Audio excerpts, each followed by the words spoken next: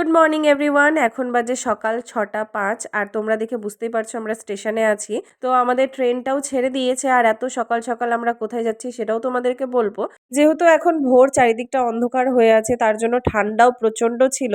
আমাকে দেখে বুঝতেই পারছো এত কিছু পরেছি তাও মনে হয় ঠান্ডাটা যাচ্ছিল না গা থেকে, আর বসে থাকলে মনে হয় বেশি ঠান্ডাটা লাগে। তো যাই হোক, দেখতে দেখতে আমরা পৌঁছে গেলাম ব্যান্ডেলে, আর ব্যান্ডেল আসতেই আমি চলে গিয়েছিলাম টিকিট কাটতে। আর মা এখানে খাবার বের করছে, কারণ রুটি সবজি করে নিয়ে এসেছিল, সেটা আমাদের একদমই খাওয়া হয়নি ট্রেনের মধ্যে। আর লোকাল ট্রেন ছাড়তেও একটু সময় ছিল, তো ভাবলাম যে ততক্ষণে একটু টিফিন করে নিই।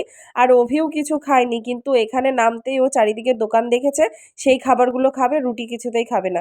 তো যাই হোক, ওকে কোনো রকম খাইয়ে নিয়ে আমরা উঠে গেছিলাম ট্রেনে।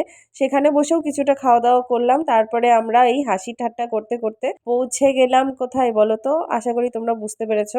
চলে এসেছি আমি আমার শ্বশুর বাড়িতে।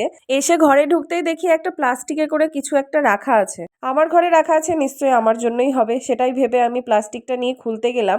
খোলা মাত্রই দেখলাম, ও বাবা, আমি কয়েকদিন আগে আমার হাজব্যান্ডকে বলেছিলাম ঘরে পরার জন্য জুতো কিনতে, সেটাই আমার জন্য কিনেছে, তাও আবার এত কিউট দেখে। তো আমি প্রচন্ড খুশি হলাম। আমি নিজেও এরকম একটা জুতা কিনতে চেয়েছিলাম, কিন্তু ওকে আমি বলিনি সেটা, কিন্তু তবুও যে ও কি করে আমার মনের কথা বুঝতে পেরেছে আমি নিজেই বুঝি না।